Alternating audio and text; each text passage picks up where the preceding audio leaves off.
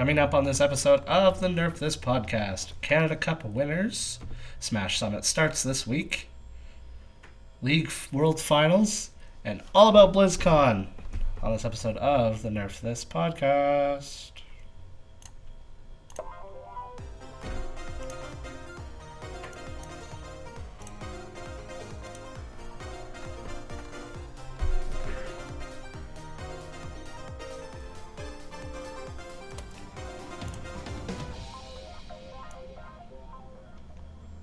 Hello, everybody. Welcome to this episode of the Nerf This podcast. It's episode 9. You can see it up there if you're watching on the video thing. If you're not watching on the video thing, just take my word for it. It's episode 9. Joining me, as always, is... He's drunk. Ken. I'm not drunk. You're drunk. The world's drunk. I wish I was drunk. Hey, one of these days we're going to have a drunk podcast. It'll be a matter of time, but yes. It's just going to happen.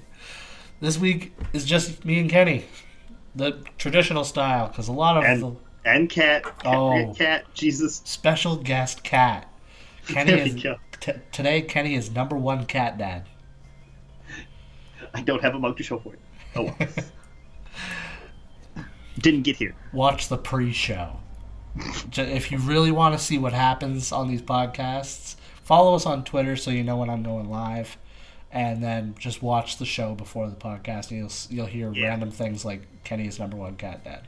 Definitely follow that nerd over there on the other screen, that way. Yeah. No, I think I'm pointing right. That way. Yeah, okay. Yeah, cool. That way. And follow that guy. Yeah. Oh, anyway, yeah, I forgot this one. Anyway, plugging aside, let's get on to a podcast. We're gonna do a podcast. I actually hope we have enough content to fill an hour. Because, really, there wasn't a lot to talk about this week. No. Next week is going to be a major week because BlizzCon happens this week. Smash Summit is already happening. It just started today. We're going to talk about all of that. Last weekend was Halloween weekend, and I actually thought that really no tournaments were going on until I realized that my home and native land was throwing Canada Cup, which I've attended twice, and... I normally just keep up to date with it, but I didn't this time. It just snuck under the radar, and I'm like, oh, it's Halloween. Nobody's doing anything. So, Canada Cup happened last weekend. Let's get Smash out of the way, because Smash was the fun event, where, so, a thing I didn't include in the notes, and I'll tell you straight out, Kenny. I actually might have mentioned this on a podcast before, but I can't remember. So, Lapchi, the organizer of Canada Cup, went into all of the Five Gods streams and Leffen and donated their flight money. $600-something. I can't remember the exact number off the top of my head. But okay. Lapchi was determined to have Canada Cup be a place where the Five Gods of Smash attended. 3 Gods attended, and Leffen didn't attend. PPMD is, of course, on hiatus. Mango stated that he wanted to spend Halloween with his kid and therefore couldn't attend Canada Cup. And who am I missing? Leffen. I don't know what happened with Leffen. He might have just took the money and ran. Exactly what I was trying to say, Kenny. Good job. Corey can't word, so I guess I have to. Kenny words, so I don't have to. Wish I knew what was going on in that head of yours, and I could. It's not telepathic here. So out of the 3 gods, Armada won Smash, just over Hungrybox. Close set. It was 3-1, or 3-1 both times. So Hungrybox started in losers, beat Armada 3-1, so that they were both in losers. Then Armada won 3-1 over Hungrybox. So it was a bracket flip. It wasn't just a 3-1 raffle stomp for Armada, which is kind of good for Hungrybox because this is like his first major tournament since he quit his day job to do full-time Smash. So it wasn't a complete kick in the dick to fly all the way to Canada just to get stomped by Armada. Yeah. Them Swedes. Stupid Sweden. And Mewtwo King placed 3rd. And there were quite a few other people in top 8 that were worth noting. MacD being one of them. I think None being one of them. Do you have the website open right now, Kenny? Um. Let me see here. That was League. Okay. Pop. Kenny Cup. So. Oh wait, Capcom Cup is that one. We skipped to Smash It. Smash It is this one, which brings me to the voting shit. Shit. Yeah, that's the link you have there. No. The Shoryuken one? Canada Cup 2016 results? Oh no, I have that one. Oh my god, this is a long list. Yeah. There's top 25 I see with Melee. a lot of fucking ties. Okay. Oh. So Melee. I have it so Kenny doesn't. I do, I just didn't scroll far enough, shut up. Kirby Kaze, placing in 4th. He's another Canadian Chic player. Zoo, playing Falco, of course, and Fox. MacD, like I said. Coffee Black, playing Fox. And Prince Abu, the meme of... Okay, so Prince Abu, Jigglypuff player, who everybody warms up on when they're about to play Hungry Box. Oh, God. And he's the... I think I've mentioned Hack's Money before on the podcast. But Hax is the guy with the hand injury who isn't playing right now. And the only person that Hax follows on Twitter is Prince Abu. Oh, God. Prince Abu's like the meme of the Melee community. Cool. But, noted. Yeah. Top 8. Oh, my God. I can't scroll. So, yeah, that's top 8. They actually don't have the rest of the top people, but I'm surprised None didn't make it top 8 because... he was voted into Smash Summit. He's a really good Canadian Captain Falcon player. Yeah, well, we need Falcon representatives. How else are we going to get rid of these Peaches and Jigglypuffs and Foxes? Because the Fox Captain Falcon matchup is super exciting to me. Why? I'm just looking. I scrolled down a little further and hit the Blaze Blue section. Oh! Can we talk about Blaze Blue? I don't have it on here. Is Carl first place? Okay, I want to talk about Blaze Blue, but I want to talk about it for a fun reason. Okay, so look at the top 8, and I want you to. I want to ask you: do you see the name Apocalypse on the top 8 anywhere? Nope.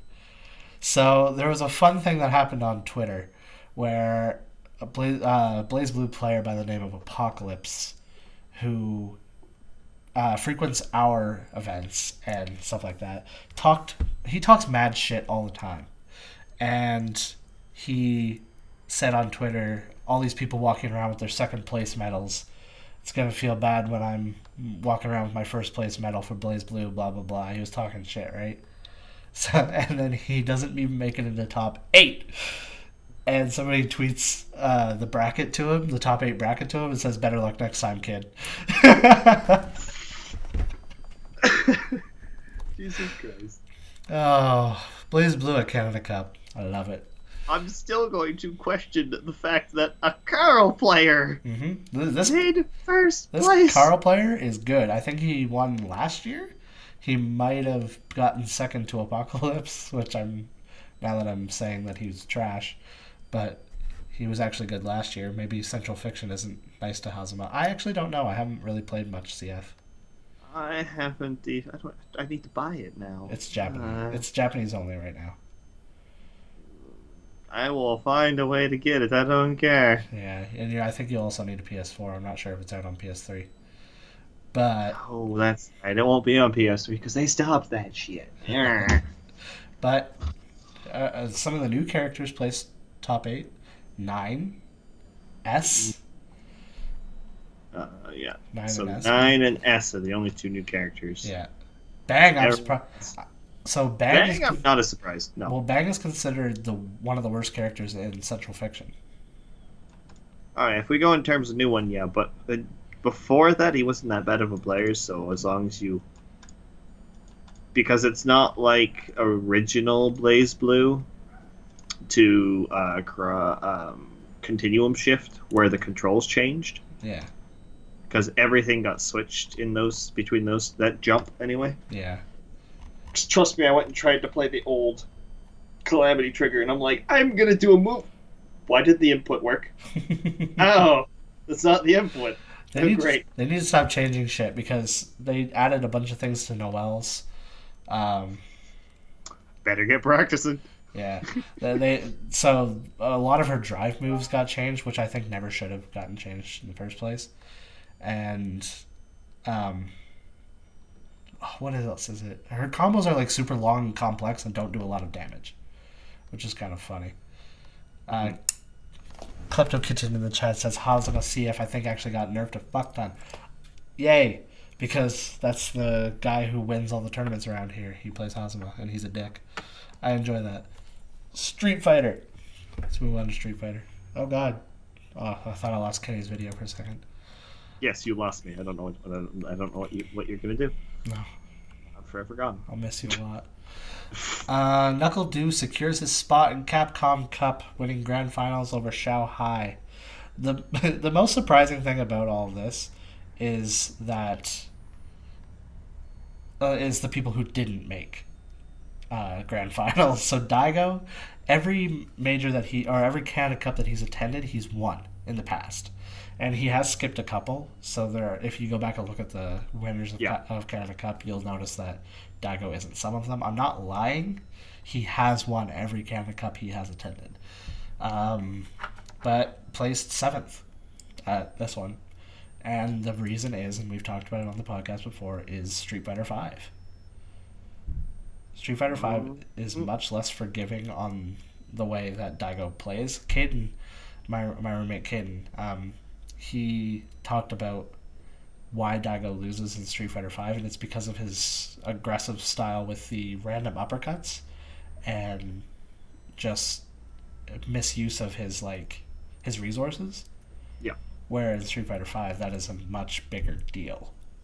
Yeah, because you have somewhat less resources that are available at any time, and you don't have the backbone of FADC. So you can't focus attack dash cancel your uppercuts on wake up. So if they block it, which 9 times out of 10 they will block it, you just get a huge combo to finish you off.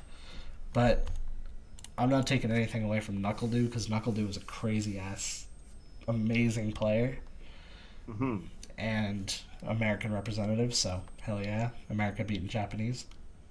Feel good about that. And Infiltration, who won EVO, didn't even make top 8. Craziness. Madness, I say. I'm going to look at the top 8 real quick here and see if any of the newer characters were included within. So Guile, obviously, Knuckle Dew. But other than that, all of them are stock characters. Cammy, Nikali, Rashid, Nash, Cammy, Chun-Li, and Ryu, and even on the top, 16, you don't see any of the newer characters. I'm surprised you're not seeing Balrog and Urien, and... There's a jury. There's a jury? Oh, there is a jury. 9. Look at that. Yeah. Yeah, there's a jury in 9. See, I haven't seen jury... And there's the Fang from... But Fang wasn't an add-on Fang's character. not new, but I mean... He's still new-ish. He's new, but he's not an add-on character. Yeah. So Knuckle Dew wins. Qualifies for Capcom Cup, which is coming up in December. That's going to be a fun thing to cover when that comes around. And at least Balrog did make 17th. Yeah. I don't know how I feel about PR Balrog and Balrog in general right now, because I really wish that he was winning more majors, but he isn't. Yeah. And some of the most hype Street Fighter 4 matches that you'll ever watch were with PR Balrog, especially against some of the Japanese players. But I don't know. Street Fighter 5 shook a lot of things up.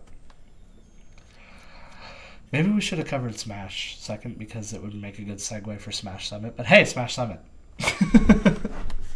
So Smash... Yeah, let's just bounce around like a bunch of ADD kids. I know.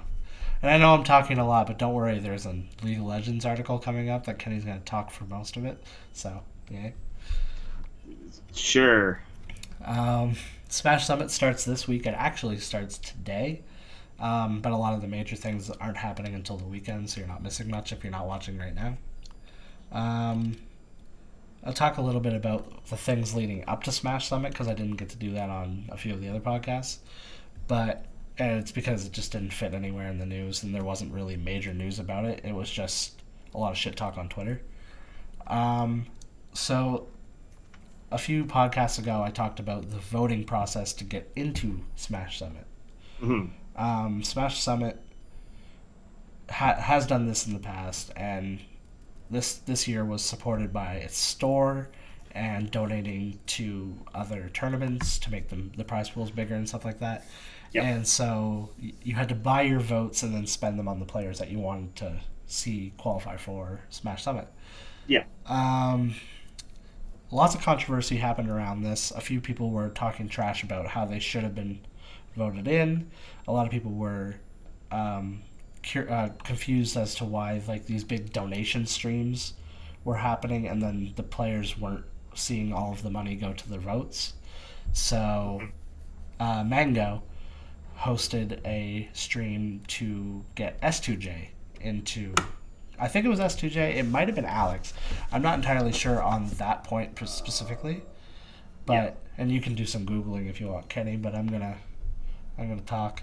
Anyway, Mango got called out by Hungrybox saying that all of the money that was made from Mango's stream wasn't dumped into voting. Some of it was kept or held back or not used properly. And there was a lot of childish talk back and forth between them about how Hungrybox is apparently a wiener. That sucks. Anyway. Mango talks like a 12-year-old, that's what I'm trying to say. But SJ was voted in regardless. I'll get to who was... Kenny, your mind looked like it exploded. What's wrong? Oh, I just looked at pick'ems. Someone did it again. One person? Yep. One person. One player who scored a perfect pick'em. Oh my again god. For this year. Oh. What if it's the same guy? I wonder. Because then you gotta start like being really worried about that guy. Yeah, what do we give him at this point? That guy's like a millionaire and he's paying these players to be like, alright, you throw this match, you win this match. We're gonna make it really hype, but I'm gonna take all the money. So anyway, back to Smash Summit. Yeah. I'll get through Smash Summit. You continue doing Smash. And we'll get into League right after this. So yeah, S2J was voted in anyway. That controversy was kind of lame. The other controversy that happened was with Leffen. So a couple players obviously have beef with Leffen because he's kind of the major shit talker of the community. So y'all remember the Leffen and Chillin incident of 2014, Apex 2014, where he got 5-0'd after making a rap about how bad Leffen was. Chillin was using that to try to pretty much like buy or bribe his way into Smash Summit by saying things like, if you vote me into Smash Summit, the money match with Leffen, the rematch will happen. And Leffen was like, keep me out of it. It's not going to happen. Don't vote for Chillin because you want to see a money match because it won't happen. So, yep. And Chillin didn't get voted in anyway, even though he promised to like write raps about Smash Summit and all that stupid shit. Mm-hmm. No problem, because we don't need another Fox there. Not yet, no. Foxes, stay away. And Duck, the Foxes. Who I did want to see get in, and did get in, because he's a Samus player who also has beef with Leffen because he was the guy who discovered that Leffen has a problem with Samus. And he was saying that there would be a money match between him and Leffen. Leffen again said, keep me out of it, it's drama, don't do it. So, that happened. And, yeah, keep it out of it. He doesn't want to be propaganda. He didn't want to be used as propaganda. Sorry, I was reading my notes. That's a good thing I said. Mm-hmm. But Smash Summit's going to be hype because we have literally like just some of the best players that you'll ever see, and they're just in this house, and they live in this house, and they just play Smash on stream constantly. They're doing things like the Iron Man challenge, they're doing things like doubles, they're doing things like crew battles, they're doing just a bunch of cool events centralized around Smash. 4 of the 5 gods are going to be there. PPMD, like I said before, is on hiatus. Mm-hmm. SFAT and Westballs have been talking major shit on Twitter to each other, calling each other out for money matches and saying, "Oh, I don't need a money match. I'm gonna win Smash Summit." That's what SFAT said. So there's gonna be some tension going in between those two. And Weston always seems to get himself in trouble. Westballs seems to always get himself in trouble. I don't know why. A little while back, Mango's wife slash girlfriend, I don't know which one she is, Okay, yeah. accused him of taking Ritalin. So he started like talking a mad shit about her, and then the beef between Mango and Weston happened. Huh. Yeah, that's a bad thing to be accused of. Like Infiltration was accused of it not too long ago, back around Evo. So Yeah, it's shitty that that's happening to all the fucking players. as competitive esports gets more and more mainstream, I think you'll see that said a lot more, and the validity of it will be kind of here and there because some people are going to do it because it's a performance enhancing drug in this type of sport. Yeah. Whereas if you are accused of taking it, it sort of undermines your accomplishments of training for so long and trying your very best to be good at this game, and then being like, "Oh, it's just the drugs." Yeah, exactly. It's hurts it a little bit. Yeah, sure. It's like steroids in regular sports, right? Stupid steroids. All right, Kenny's getting a little bored, so let's wrap this up. Leffen is... No, I'm doing other things. Don't worry. You're like Sam. Yeah, I have to get all my other Licky shit ready, so we can talk about kind of what I'm doing for that. Yeah. Leffen is coming. He did attend Big House 6, and he was supposed to attend Cup, whatever. But this will be the first time he's really competing, and that's because Smash Summit is such a big deal. But, so yeah, just seeing Leffen back in his prime will be pretty cool. Axe, Plupped, and Shroomed were all of the invited players. That's the list I was just listing. And the reason that Axe and Plup and Shroomed were voted in was because they're good or they have interesting characters to watch like Axe does. The voting ended, and S2J, so we have a Captain Falcon represented. Hell yeah. Pew Pew U, which is another CLG member. You know them from League of Legends. Yep. And he's also SFAT's team's partner in doubles, so doubles should be really cool there. Mafia, Duck, and the Moon, I don't really have much to say on them. Mafia being good Peach player, Duck being the Smash player Sam's player I was talking about before. Totally not talking about Smash, guys. He just told us we're now just talking about... Maybe he's not a Smash player, I don't know. And the Moon being another sort of standard Marth. I actually don't really know why the Moon got voted in over some of the more interesting picks. Like, we don't have any Ice Climbers.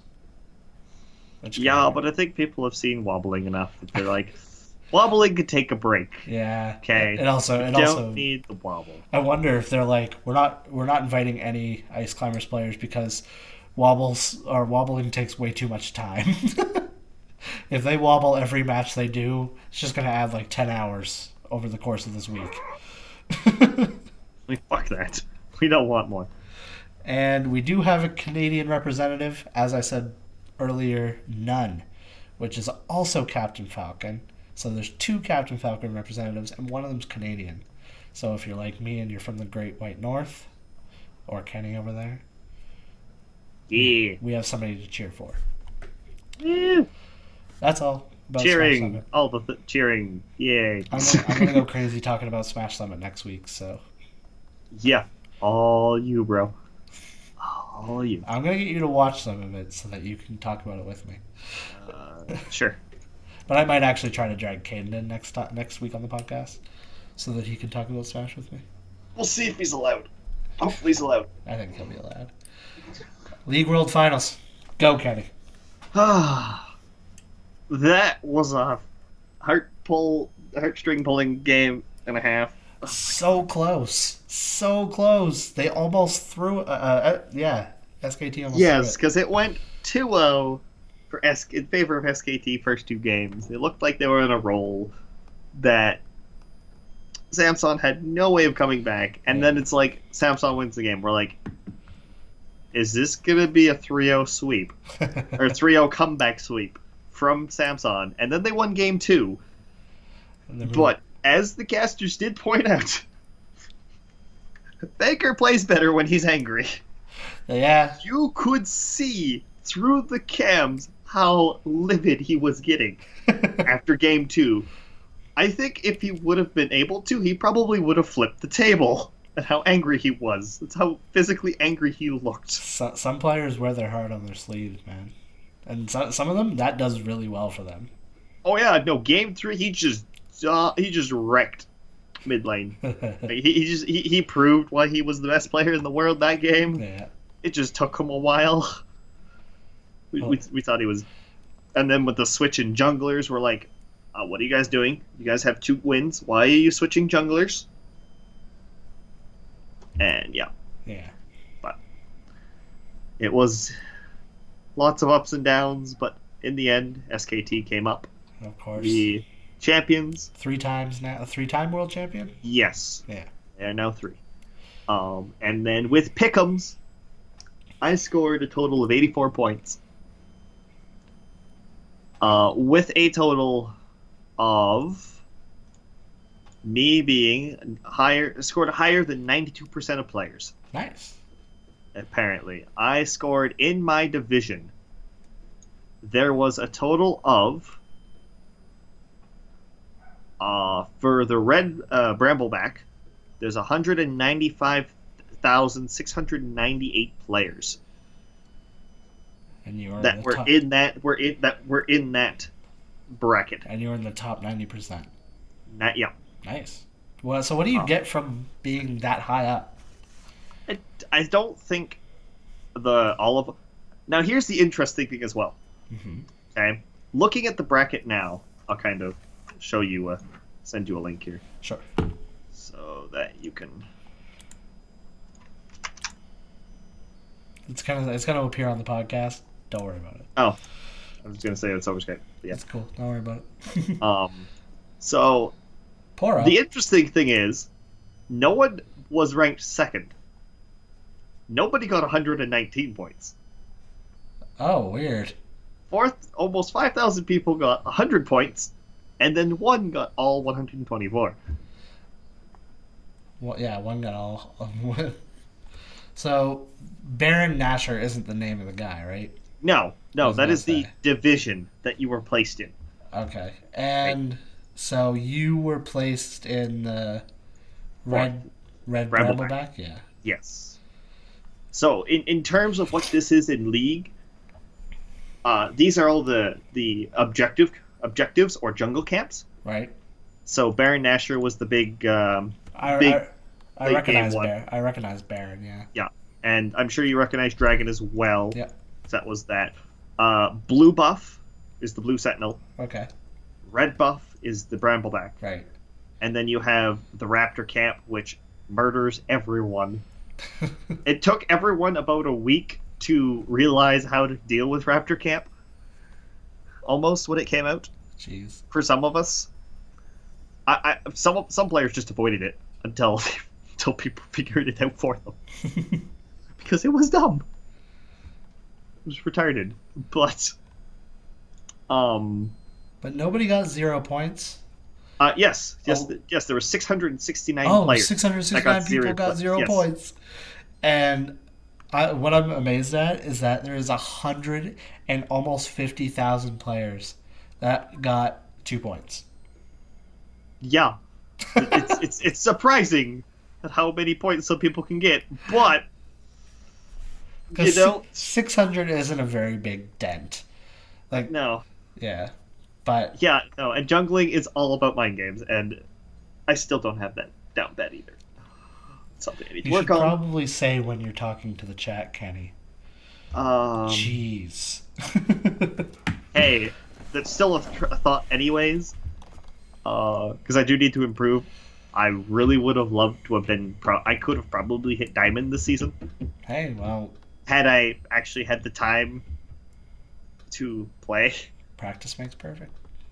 or access to the equipment that lets me play. I already gave you a solution to that. Yeah, but I don't think me showing up to your house every day for 6 to 8 hours is going to impress your father much. The only times that it wouldn't be okay is weekends, probably. Yeah, which would somewhat be crunch time in a sense. Yeah. So that's why I appreciate it, but need a more stable location. However, moving on past Worlds and to the next event that seems to that is going to be coming up for the League of Legends community and that side of things is the All Stars. So what I've been doing kind of while you were talking is doing my votes for the All-Star event. Now, they did do it a different way this time, it seems. They seem to have grabbed each region individually. So, like the 5 major regions, which is the LCK, which is China. You have NA, you have EU, you have Korea, which is the LPL, and then the LMS is what region is that? LMS is the Taiwan, Hong Kong side of things by the looks of it. Okay. So it is the Taiwan server and that side of things. So those are the 5 regions you get to pick from. It then gives you every player from each region that you can pick from that you would want to kind of make your, in a sense, what would be your dream team from this region that you would want to see group together and try and crush the competition. Right. So all depending on how the votes go, depends on who gets brought in. Now, in theory, like people who are voting for, say, the Korea team, it could just be possible that all of the SKT crew gets voted on. No, because there is a slight thing they did with that, so that does not happen. You have 2 votes for any 2 positions of the same team. Oh, okay, so they put a so limit on like how you can many have people. a top laner from the one team and a bot lane from the same team, and that is it. Okay. So you only have 2 picks. So if 2 of the SKT people get into the Korea team, that's it. Yes, that's all the SKT players we will see. I see. So on that note, you'll probably see a lot of mid-jungle synergy. So there'll either be a jungler and mid laner from the same team, or a bot lane that happens to be from the same team. See, that to was try and keep that synergy. Yeah, that was what I was thinking. Is because bot, ADC, and support really need to be communicating to each other. So having the teammates who are used to communicating with each other be the two roles that are in the bottom lane, that would be ideal. Why mid and jungle though? Mid jungle is kind of because mid lane is the shortest lane. Usually mid lane can only cover one side, right? Right. So the mid jungle synergy is so that your jungler most of the time will plan invades with his solo lanes, and because mid is the shortest, usually it's the quickest to react. So then the mid laner could just push up, disappear in fog of war, of course, so then the other mid laner doesn't know if he's roaming to gank top or not, and then he goes with the jungler to invade, and usually having that communication of like, okay, I'm going to invade, watch me, or tell me when he disappears, type of deal, gives that somewhat synergistic lane, and then the jungler just keeps on feeding mid all the information. So like if he's focused on his lane, he can be like, hey, this lane went missing, this lane went missing, this is where the jungler was, or just feeds him small tidbits of information that can help him decide whether he can put pressure on a lane, Okay. or if he has to back off to avoid getting killed, type of deal. So in reality, the only one that really doesn't need major communication is top lane. Yeah, top lane is. There's a reason why top lane is called the island in League of Legends. Okay. Is because it's literally the two of you are thrown in a ring. You have some fisticuffs happen. If you kill each other, good. If you don't, whatever. You just hope you both pull out even in the lane. So when team fights happen, you can just come in. Yeah. So whenever I'm watching a League of Legends match, I should never be focusing on top lane. Not normally, unless it's depending on what your top laner is, though. If your top laner's not a tank, most of the time you'll have to pay some attention to them. Just because, like, if it's a carry, you want them to get ahead so that they can snowball themselves out. Yeah. And then just be like that split push threat that no one can deal with, so they have to send 2-3 people up, and then because they sent 2-3 people up, you're like, they're going to send people up there, so we're going to take this, we're going to take this, we're going to take this. That makes sense. So it makes it definitely interesting in terms of how you play the game with who's picked and whatnot. Right. Everyone knows my stance on League of Legends. I am interested in it. I am bad at it, and I don't watch it nearly enough. No, and also speaking kind of MOBAs, if I'm correct, I think Dota 2 should be ramping up here shortly. What do you mean wrapping up? Didn't the international happen in August? Yeah. So the tournaments are going to start coming out either next month or just after Christmas. Like as soon as the new year hits, there's going to be all of the Dota shit coming. I was going to say their season is a little weird. They should probably wait until the new year. Probably, but you're never too sure with them because they're fucking all over the goddamn place. Yeah, makes sense. What do you say we talk about BlizzCon? Yeah, that lovely thing. I am so excited to watch the Overwatch World Cup. I'm not also, note on that, Logan, unamused with how they did it. Unamused how? How the teams were set up. I kind of agree with them.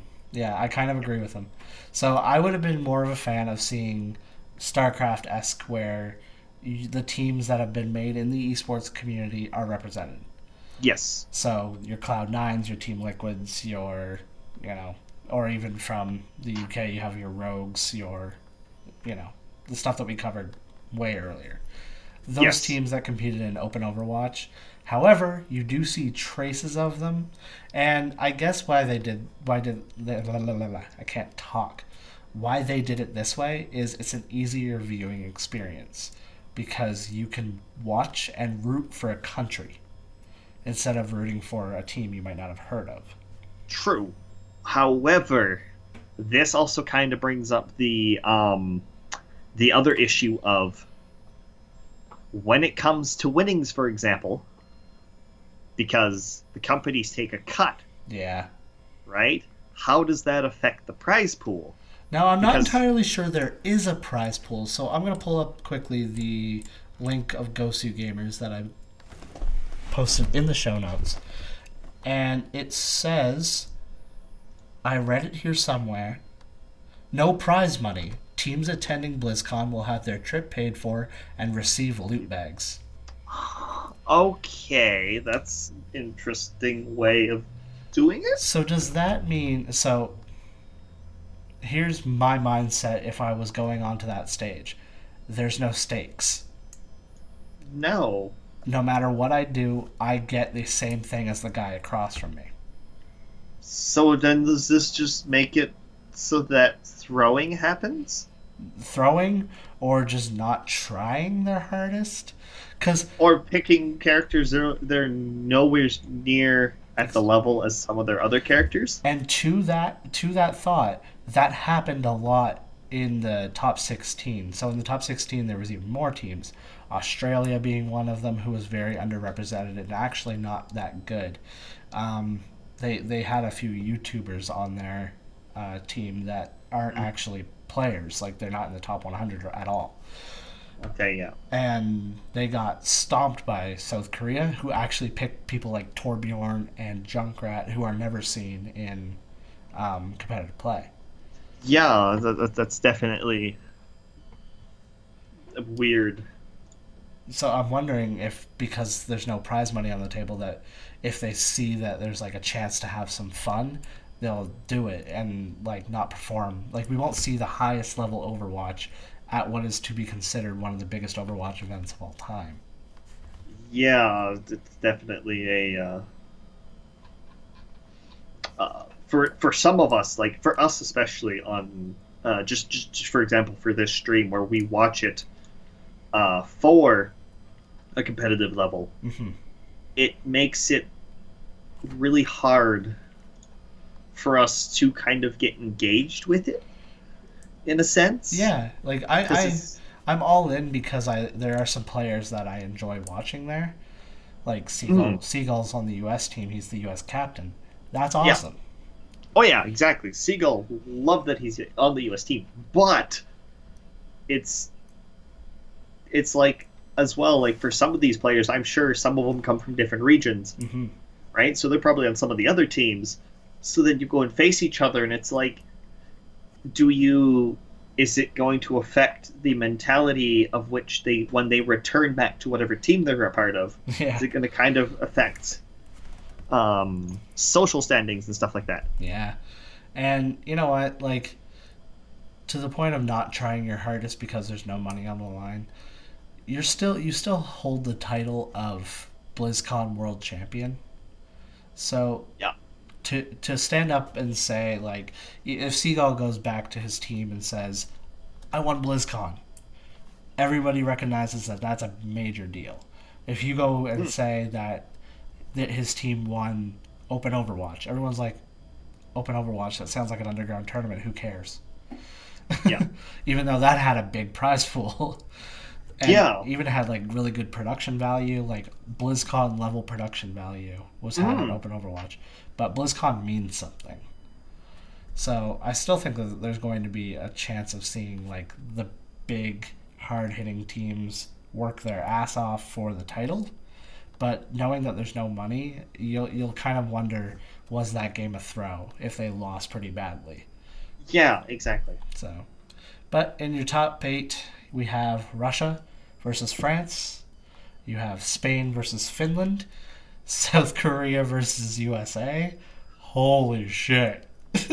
Yeah, that game and France versus China Yeah.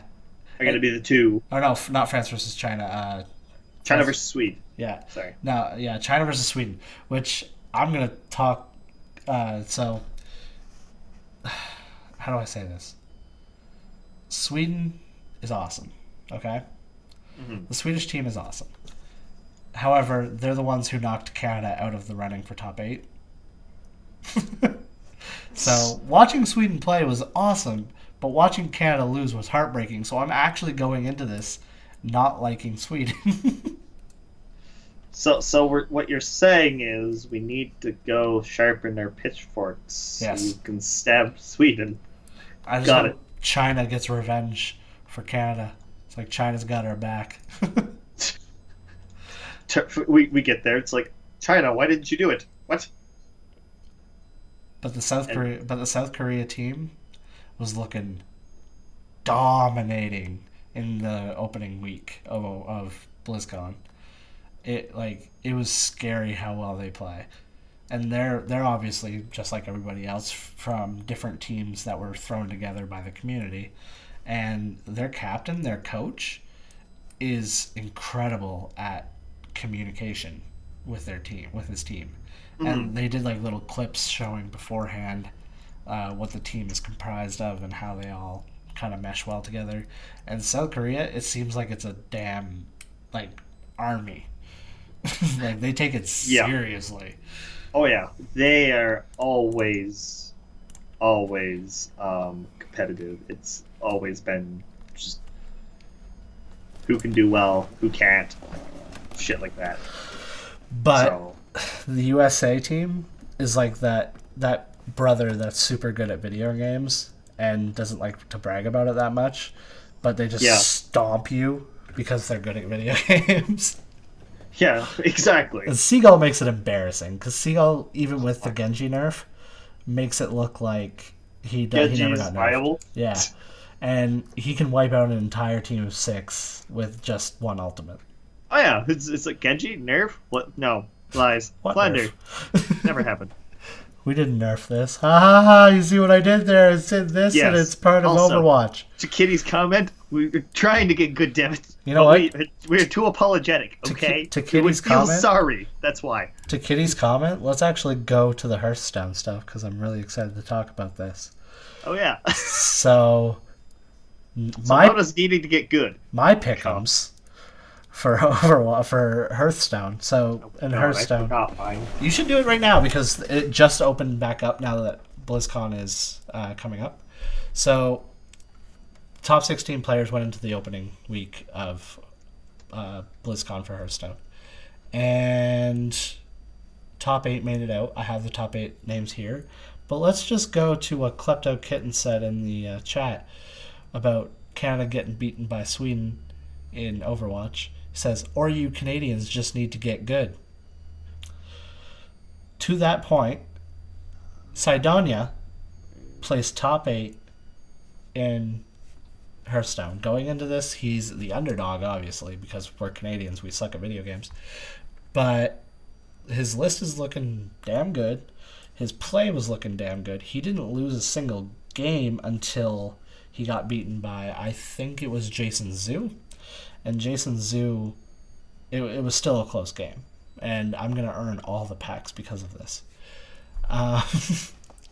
So now that he's in top 8, that's awesome. Top 8, Sidonia's list is Malagos Druid, Secret Hunter, Tempo Mage, Midrange Shaman, of course, and N'Zoth Warrior. I'm going to tell you right now, you say your thoughts on this list in just a second. The weakest deck in this list is actually N'Zoth Warrior. And this is for whose list again? Sidonia. Sidonia's. Let me bring back his list up. Oh yeah, I have the website open. I needed this open or else I wasn't going to talk about Hearthstone that much. I was just going to talk about some of the matches I saw, which was Hot Meowth playing weird decks, Cheonsu playing the very standard meta decks and actually doing pretty well for South Korea. Yeah. So going through Sidonia's lists. Yes. Right. The only other one that may do a little more poorly than the N'Zoth. N'Zoth, it's I feel it's a mix up between the N'Zoth Warrior and the Shaman. But this How is dare just you say that mid-range Shaman is bad? This is just because of kind of my biased opinion on my hatred for the class. Okay, so Kenny's been out of the meta for a little while. Yes, I still haven't got the goddamn things, hulls. Mid-range Shaman is probably the best list out there right now, unfortunately. And I think that's going to be everybody's ban against Sidonia, because every other deck is beatable in some way. Tempo Mage is really easily beatable. N'Zoth Warrior is relying too heavily on the Death Rattle aspect of N'Zoth. Secret Hunter is actually really good, and hard to counter. But if you play around the secrets really smartly, you don't have much to worry about there. And then Malagos Druid. I think this is the list that doesn't run Yogg. I'm going to open it real quick just so I can confirm. No, it does not. So it doesn't run Yogg. No. And it is good, but it's a combo deck. And in order to get a combo deck to work, you need the combo pieces. So it's all relying on RNG and draws, which is... it's super easy to shut down. So, Sidonia, I don't see him winning, but I see him doing well. Furthermore, we have... I'm going to talk about a couple of the Americas, because two Americans placed. Hot Meowth. The only thing worth talking about here is the fact that he has a Patron Warrior in 2016. What? Oh my god. Why? Why do you have a Patron Warrior? God. What does he have? Okay. And there is an article on the Score Esports. I'm not going to pull it up right now, but he talks about how he has to take a risk if he wants to win BlizzCon, and that's why he chose the Blood Brothers Warrior. So this Blood Warriors. So do you know the card Blood Warriors, Kenny? Yep. That's what he's basing this patron deck off of, even though it runs only one copy. That's the card that he's basing this patron deck off of. And it's a patron deck that runs 2 Arcane Giants. What? Yes, the point is, on that, I can see now, is because it turns it into a slight combo, from what I'm seeing here. Combo with what? So your Grim Patron, you hit it with you hit your first one with Whirlwind. Yes. Right? Because it's the second one. Hit that if you have a second Whirlwind, go for it. Or an Inner Rage to get a third one, so then you can get a group of them. Yeah. And then the third one the third or fourth proc of it, you would hit with a Slam. Right. And then Blood Brothers it, causing it. So that would be 1, 2, 3, 4. That's 5 spells approximately cast. Yeah. Just to do that. So that already makes your Golem cost like 6 a 7. A 7. Yeah. It's a 7 cost 8. Which that's not to mention, because Blood Brothers puts all of them into your hand. And you notice that all of these cards are... his curve is super low. Because he's got a bunch of 2-drops and 3-drops. Yeah, exactly. Like, it's a lot of just card draw, armoring, and recursion of some sort that causes an effect if something does not die. Yeah. The thing I can see being strong about this list is the hand size, especially with Blood Brothers or Blood Warriors. I keep calling it Blood Brothers, but it's Blood Warriors. Mm-hmm. But yeah, like the hand size, so you're never going to run out of high value minions. No, exactly, because everything, and then of course, because you can combo it with the Elise Starseeker. So if you do the combo and have a whole shit ton of Patron Warriors in your hand, and then you top deck the monkey. Yeah. It's like your entire hand turns into value. So yeah, he kind of took the monkey idea from Fatigue Warrior and made more valuable monkey. Mm-hmm. In a sense. Yeah. Because now he's, instead of being like, oh, I pulled monkey with like no cards. Shit. Now you pulled monkey with value in hand. Yeah, you generated a lot of cards so that monkey has a lot of targets for his legendary making. Mm-hmm. And exactly. The only other thing I'm going to say about this deck, which shocks the hell out of me, no Frothing Berserker. Yes, but that is because of the way it got changed. Frothing Berserker, not Frothing Berserker, but the old combo, right, with Warsong Commander. Yeah. Which didn't allow it to swing the turn it's played. But you'd think with how much damage you're doing to your own minions, you would just want a Frothing Berserker for value. Or for something to remove. You know but, what I mean? Like I said, because it can't swing that turn, it becomes less value, and then it's like, well, you just made a big-ass minion that's going to take 1 damage and die. Yeah, maybe. So gets removed by a lot of stuff. Yeah, I could see it. It's easily removable is the point, because it doesn't have the haste ability in it, which then means you have to take out 2 value cards of this list to make it come in, which it pretty much almost means you lose a commanding shout and you lose a war axe. Wait, who's running Priest? I'm sorry. I'm looking at the other decks. Priest is being run... Hamster? Yes. Hamster made it? I watched Hamster play and he lost to Yes, somebody. Hamster made it with his Pally and Priest. That's awesome. So all classes are represented. Druid, Mage, Rogue, Shaman, Warrior, Pally, Warlock, Priest. 9. There's 8. That's 8. Where's 9th? Shaman. Paladin, Priest, Hunter, Rogue, Warlock, Mage, Warrior, Druid, Shaman. Oh, yes. Cool. Yep. That's awesome. And of course 2 of them are by one guy, but whatever. So that's another interesting thing to say, is that Hamster is the only one playing a Priest and a Paladin. His Paladin is the Murloc-odin, of course. It's like the only list that you can run really with Paladin right now.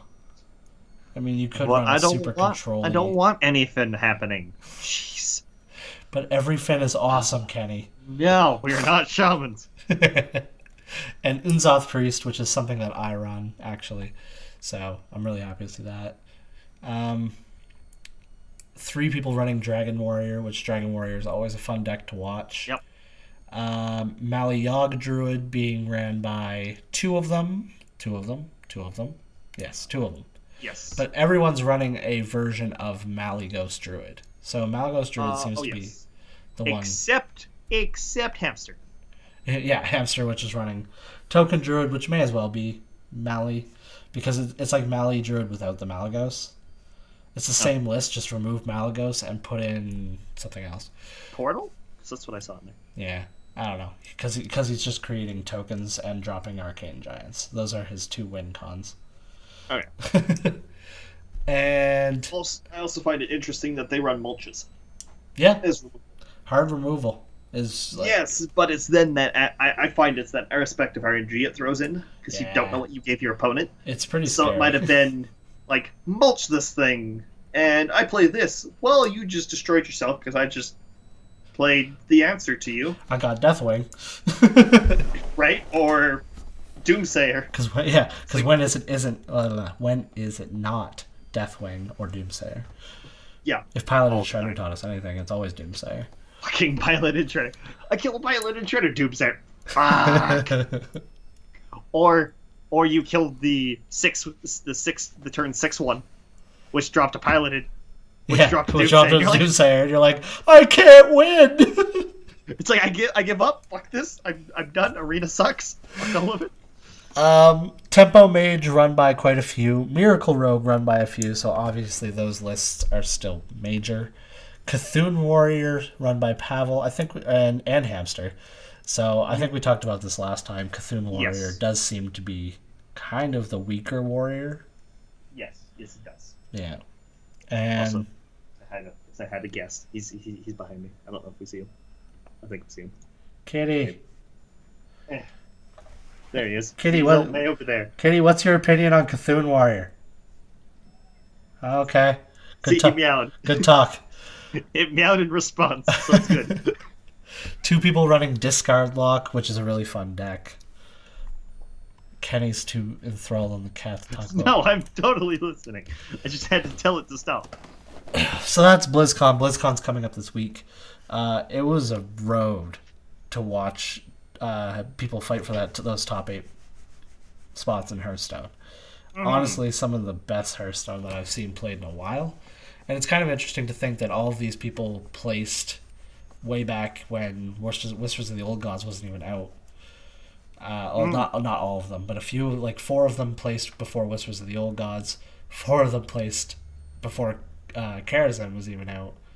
So it's kind of like watching them adapt to the meta. You can kind of see a lot of the same decks overlap, especially mid-range Shaman. Yeah, it kind of has to, though, because you're never going to hit a tournament where everyone has a different deck. There's just some decks that are overly good due to meta. And no, Cat. Ares, no. He's saying, remember Secret Paladin? Remember Secret Paladin? Like, yes, Kitty, I remember Secret Paladin. He's like, back in my day. Shut up, Cat. So that's BlizzCon. I actually don't know how long this podcast is. It's probably an hour. Is it an hour? We started at 5:30. It's 6:30 now. We did it! We fucking made it work. We stretched out enough content to fill an hour. Yeah, we almost didn't have it. It would have been very sad, but I mean, Ares. Well, I'm glad you added that part about the All-Stars League of Legends. I literally think that's what made it work. It's awesome. So lots to talk about next week. Just like FNM, everyone has the same damn deck. In Commander, yes. Standard, not so much. No, not anymore. Back in the day of Return to Ravnica. Splitter Twin? Oh, no, that's modern. Still going to modern. Splitter Twin. Everyone wanted Splitter Twin. Splitter Twin. Affinity. In fact. Anyway. Yeah. I'm sorry. I'm really sick. Black. So we did it. We filled an hour. Next week is going to be crazy. We have a lot of stuff to talk about next week. Kenny, go chase that cat. I'm going to close out this podcast. Chasing cats away. So yeah, BlizzCon next week. Smash Summit then. We'll be talking about Smash Summit, BlizzCon. What else is next week? What can we talk about next week? I know that. I think that let me just double check. Not that. Let me double check what the things are for All-Stars. See when that's next. I think it starts on. I think it said the voting would be done by next week, from what I can see. So we can report on the voting, and the tournament itself starts when? Tournament itself, I think, starts the following week or the week after. Okay, so not that long. So we have some... Oh, no, actually, it's a lot longer than I thought. Oh. A week, so it's the end of November is when it happens. And that's when you'll see Sam back on this podcast. So congratulations to that. Yeah, so voting takes place from now till, like I said, probably next week. It is also, since I kind of didn't mention where it is in Barcelona. Oh, this nice. year. So it goes to Spain. Yeah, that's a good place to have it. That's actually a really nice vacation place, too. Yeah, definitely. You want to go watch some League in Barcelona, Kenny? I would love to afford that shit. I would love to afford that, too. I could get away to somewhere warm right now. Hey, listen. So next week we may have a guest. I'm going to run it by him and see if he wants to come on. But if that happens, that should be really fun. We should be able to talk a lot of Smash and BlizzCon stuff with him. If not, our beautiful faces will be back. So yeah, and we will definitely try to do it on time. Yeah, and not fucking 2 days later or a day later. That's okay. We got to play some Dark Souls and have some fun. And Kitty joined us today, so that's awesome. Thank you for joining in the chat, Kitty. That's it. We're going to wrap it up. I actually have to show off the shirt real quick. Oh, yeah. You show off your kitty things that your wonderful girlfriend got you. It's a cat riding a dragon. It's friggin' dope. Anyway. And I don't call everything dope. I just call really dope things dope. That's it for the podcast, everybody. Thanks for watching. Kenny, say goodbye.